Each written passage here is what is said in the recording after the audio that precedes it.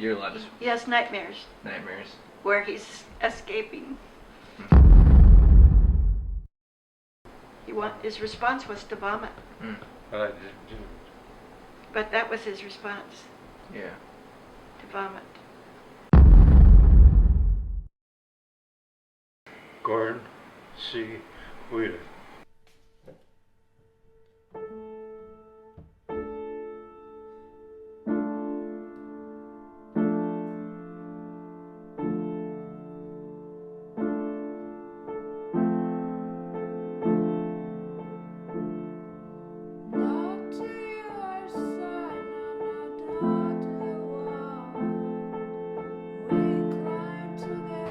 My name's Danny Youngren, and today I would like to talk to you about the importance that veterans have in our nation.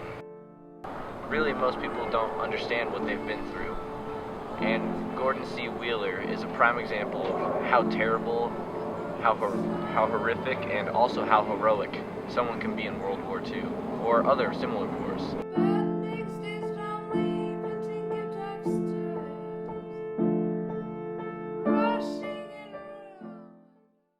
Okay, so both your names are?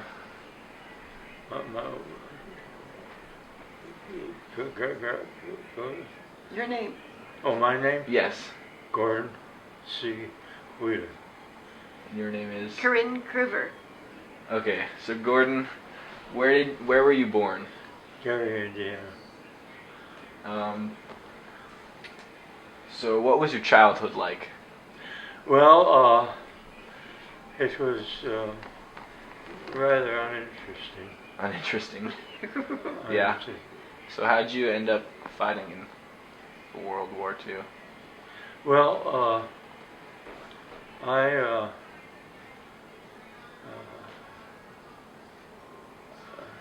was getting up to the age where I could be drafted. Yeah. And I thought I'd get a better deal if I volunteered than if I was drafted. Uh-huh. So you volunteered instead of getting drafted and entered the war? Memories can stick with you for a lifetime. Well, I don't really think we understand how painful these memories are. A young man, a young comrade, it's too late not to stay in this house.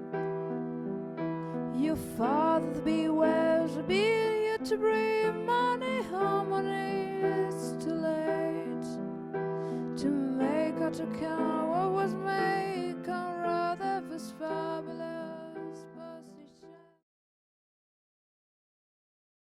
I know that war was probably really difficult.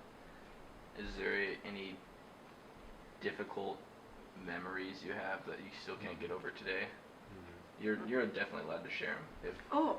You're allowed to. He has nightmares. Nightmares. Where he's escaping. And that affects you today. And confinement. What was escaping like?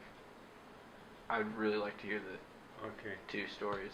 Oh, they're great. It was discussed and played on all the time. There were tunnels being dug, and most of it seemed to me to be a little too dangerous for the benefit. Actually, they had caught and shot the men going out the tunnel, in the tunnel of the Great Escape. He's in the next building, and the tunnel actually goes under his building. Wow. And they're burning furniture, and the Nazis are really watching because where are the chairs and tables? And they said, well, it's cold, it's wintertime. They're freezing. He's caught in September, I think, of 1944. So he has the winter and until the springtime before they take these 1,000 Americans out and they're going to shoot him. And he escapes in the night because they light a cigarette for the guard and let it go out and light it and let it go out and light it. let it go out and blinds the guards. So he escapes for 5 days then from the camp of the Great Escape. But before that, he has 11 days of escaping. And in those 11 days, tell him about, you're walking, it's twilight, and he's walking along the street, and he sees a bunch of Nazis on the other side of the street. Let's just point out that What do you do? the fence, there's the, you know, the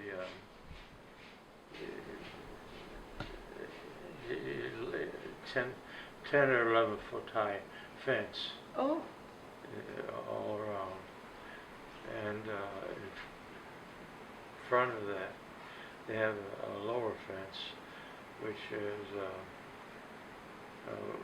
one you're not supposed to cross. oh yeah, you're in the camp now.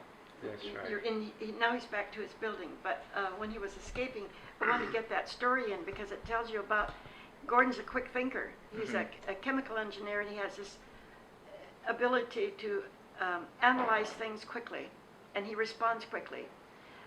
And he sees a bunch of Nazis on the other side of the street. He crosses, if he goes past them, he's going to be conspicuous. If he turns his back, he's going to be conspicuous because he's got a dirty American outfit on. And what he does is, Well, I just with this bunch of Nazis on the other side of the street, you tell him what you did. That shows you a little bit about the person. just walked as normally walking, and these soldiers were sort of dispersed. But he crosses the street and goes right in through the midst of them. And one says something to you. What'd they say? Oh, okay. Guten Abend. Guten Abend means good evening. Because if he had turned around, he would have been maybe shot or caught. If he had walked past them, he could have been shot or shot or conspicuous. So to think quickly, he goes across the street and through the midst of them. And it shows no fear, and so they just probably thought, well, there's some of our men, they've taken an American outfit, uniform. But back at the camp, there's a wire fence between the Americans, the Great Escape building, and his building is right next to the other building, but they're separated by a fence. And Gordon knew who would survive and who wouldn't, and that's very important. He has 4 points that are important in survival, and it means at any time of your life. One thing that Gordon has is a sense of humor. A sense of humor helps for survival. Having a positive attitude, because he knew Gordon had in chemical engineering, he hired people, and he was looking for some of these things. This thing of being open to new ideas. He's inventive, creative. A creative mind will help you. A sense of humor, a positive attitude, and what was the other thing? Problem solving, because it comes from his analytical mind. And I think I have my 4. It's too late not to stay here in this house. Your father bewares a beard.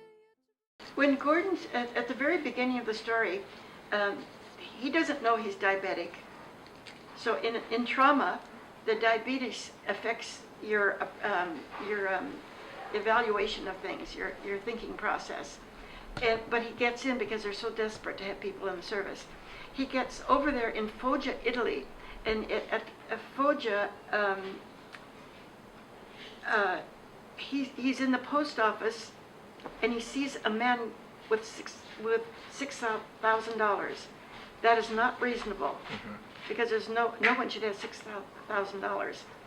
And the guy is paid by the Nazis to blow up their 7 planes. And Gordon sees this guy in the post office. Well, he blows up the first plane, and Gordon's supposed to take the second plane on Friday the 13th. And they find the guy coming out with something that sets the altimeter so that the plane blows up at about 4,000 feet. and they catch the guy coming out of Gordon's Wow. plane. So then Gordon's going to take off in a shot-up plane, and they get up into the air, and the power goes out. So they have to pry the 7 bombs apart, because if they get hit, it's going to be a big explosion in the sky. So they pry the bombs apart and get rid of them, and then you get hit. Yeah. And when they get hit, the pilots go out their windows, and then that leaves Gordon inside the plane with 8 men. And tell him what happens. The first guy. Well,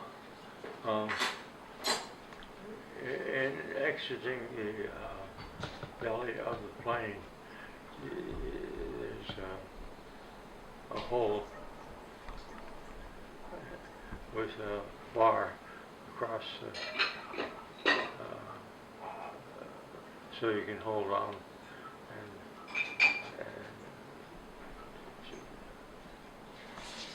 Parachute out. release at will. And so here this guy was sitting there enjoying the scenery. They're close to hitting the ground. So Gordon, you're a quick thinker. Yeah, I had 9 men behind me So waiting to get out. Yeah. So you use. So tell them what you used. Well, I used my 2 feet On his. on his shoulders. And send them through the And hole. He couldn't hold on. So that meant that they were all able to land on the ground safely. Yeah. They had. He did it quickly enough that they didn't lose all the people in the plane. And when they get on the ground, there are 10 men. And Gordon thinks it's not wise to stick with 10 men with Army Air Force uniforms on. And also they have conspicuous parachutes, so that you have Nazis all around you, and they're told to hide their parachutes. So he hides his parachute and does not go with the other 9 men. He thinks it's safer to go by himself. So those 9 men end up in Yugoslavia. Gordon goes on his own into Hungary, and a boy takes him home for Gordon to have a meal. They feed him well, but they are risking their lives because the Nazis are all around them, and they are aiding an enemy, so they could be shot or imprisoned, but they take that risk. So Gordon goes into the forest, and he finds a woodsman. And tell him what the woodsman. Well, I started running into this guy that had his little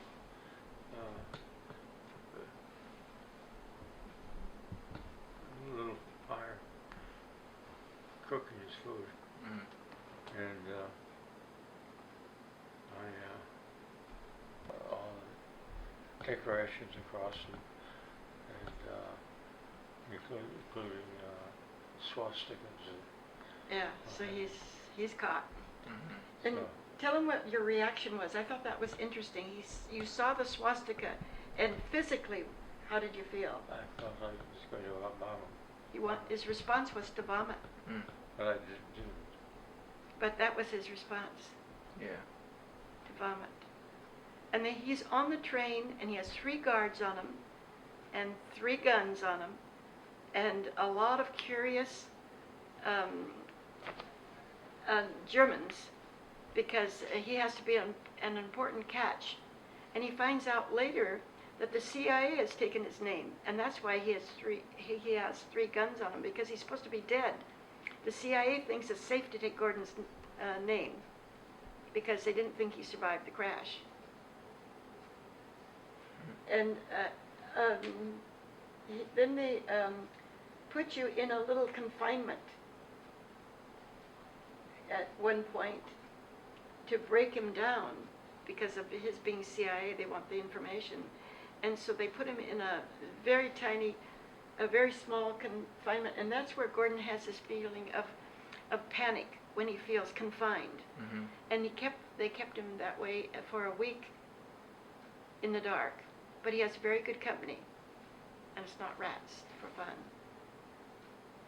It's Mozart on his violin for a week because he's a violinist. So he just goes through his Mozart, and they can't break him down. Anything you can remember about that? Not sure how I got out of that stuff. Out of that confinement? Yeah. Well, didn't they find out, somehow or other, they found out that you had a dog tag or something, and the other person, the CIA person, was caught with your name, but no dog tag, I think you told me. So then they knew that Gordon was innocent of being a CIA member. Then he's finally in the camp of the Great Escape. And he's there for, from September probably until maybe April or close to May, almost a month before the end of the war, weren't you? And that's when they take him out on a railroad track in the dark. And he's with Leo. And he's helped Leo, so Leo trusts Gordon. And in the dark, they're sort of resting for the night. And one of your friends who doesn't have the nerve to escape offers to light the cigarette for the guard. Yeah. And tell him how he did that. What happens Well, in the dark?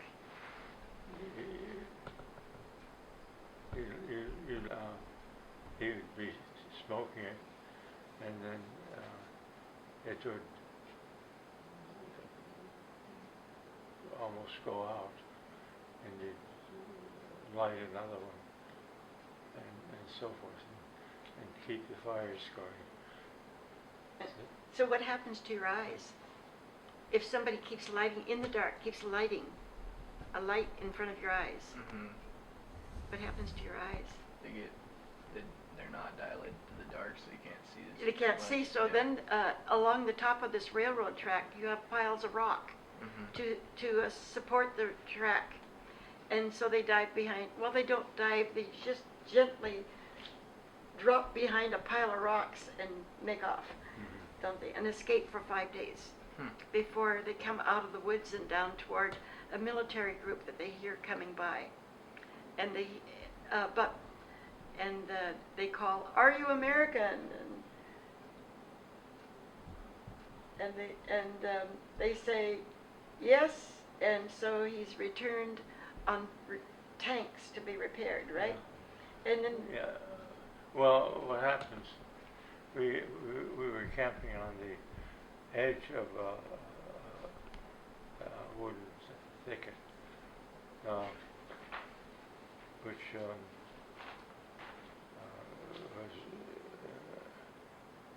populated with a lot of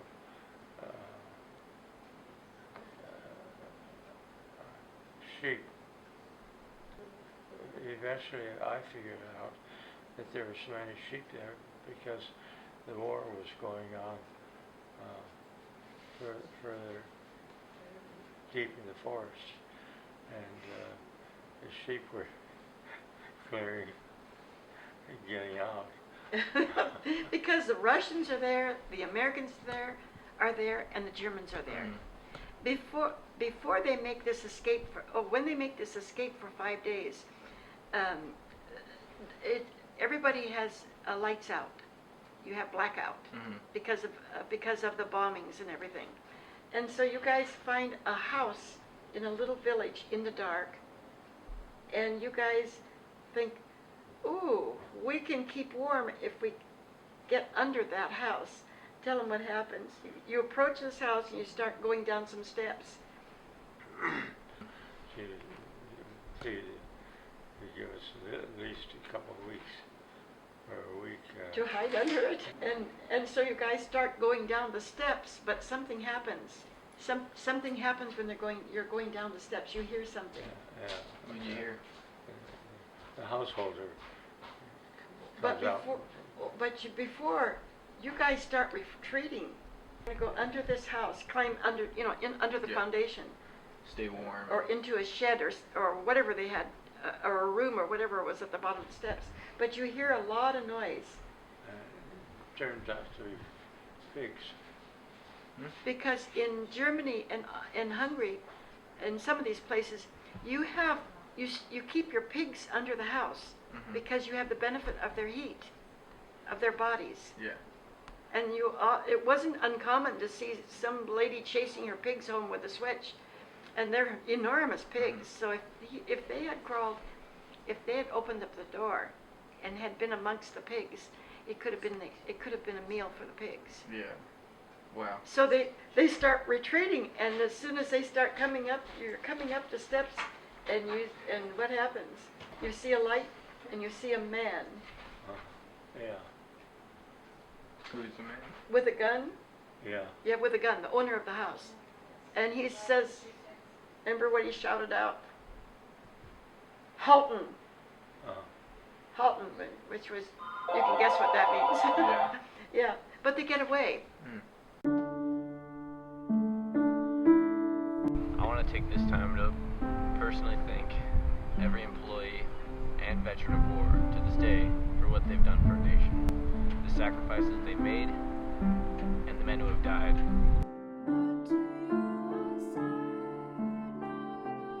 I'd like to thank all veterans and current employees in the war as well, and want you to know that we appreciate all your work and all your sacrifices that you make, and it will never go unrecognized.